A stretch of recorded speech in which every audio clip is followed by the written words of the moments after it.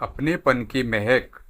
सोमेश अपने पुराने घर को फिर से तुड़वाकर नए अंदाज में घर बनवाना चाहता था, क्योंकि घर काफी पुराना हो गया था और मरम्मत मांग रहा था और बच्चे भी बड़े हो रहे थे, तो उनके हिसाब से भी घर को भी सेट कर आना था। सुगंधा ने रसोई से आवाज लगाई, आप तीनों देखिए, मैं अभी 10 मिनट में आती हूँ। नितिन और नीति बहुत खुश थे। अपने बड़े बड़े कमरों का नक्शे को देखकर चहक रहे थे। नीति ने कहा, पापा, मुझे यहाँ स्टडी टेबल लगवाना है। तो नितिन ने कहा, मुझे म्यूजिक सिस्टम के लिए बड़ी जगह चाहिए। इसी तरह दोनों अपनी फरमाइश अपने पापा को बताने लगे। पुराने घर में 5 कमरे थे, जिनकी जगह अब नक्शे में 4 बड़े कमरे थे। उस नक्शे में एक कमरा सोमेश सुगंधा का, एक नीति का, एक नितिन का और एक गेस्ट रूम। इतने में ही सुगंधा आती है और नक्शा देखती है और सोमेश और बच्चों से कहती है कि इसमें एक सदस्य का कमरा तो है ही नहीं। सभी उसकी तरफ आश्चर्य से देखते हैं। बच्चों ने कहा, किसका कमरा नहीं है माँ? सुगंधा ने कहा, तुम्हारी मंजुला बुआ भी तो इस घर की सदस्य है। माँ बाबूजी के बाद उन्हें ऐसा कतई नहीं लगना चाहिए कि वह इस घर की सदस्य नहीं है। पर माँ, गेस्ट रूम तो है ना बुआ के लिए।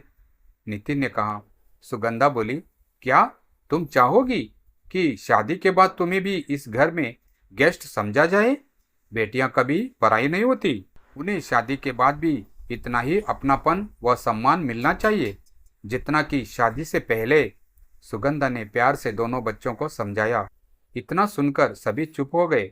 सोमेश ने सभी की चुप्पी तोड़ते हुए कहा, तुम्हारी माँ सही कहती है, बुआ भी इस घर के सदस्य है और हमें रिश्तों का सम्मान करना चाहिए। फिर क्या था, सभी ने एक नए से अपने कमरे थोड़े छोटे छोटे कर बुआ के कमरे की भी जगह निकाल ली और बुआ के कमरे के साथ एक छोटे से प्यारे से पूजा घर की भी जगह निकाल ली, जो ठीक माँ बाबूजी के कमरे की जगह पर ही थी।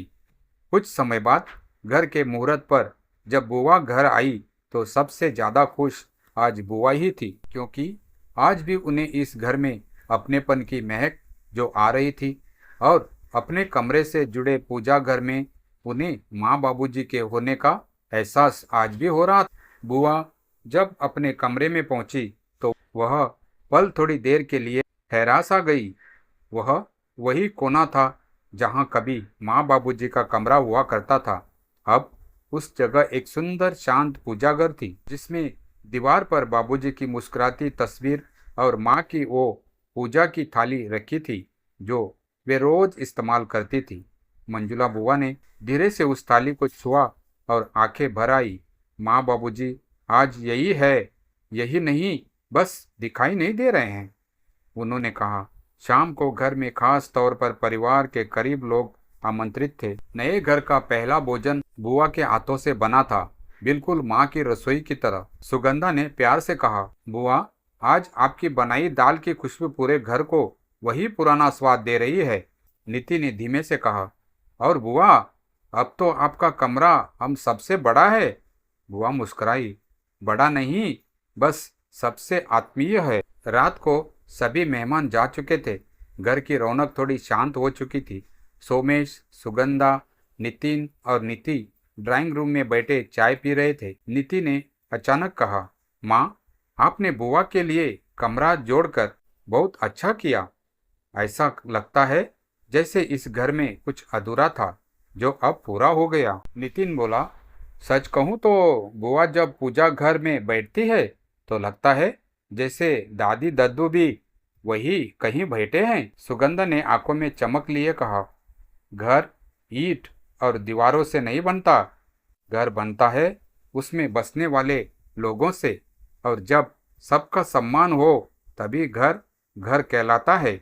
मंजुला बुआ अब अक्सर खिड़की के पास बैठकर स्वेटर बुनती है, बच्चों की बातें सुनती है, सुगंधा के साथ किचन में सलाह देती है और पूजा घर में माँ बाबूजी को याद करती है।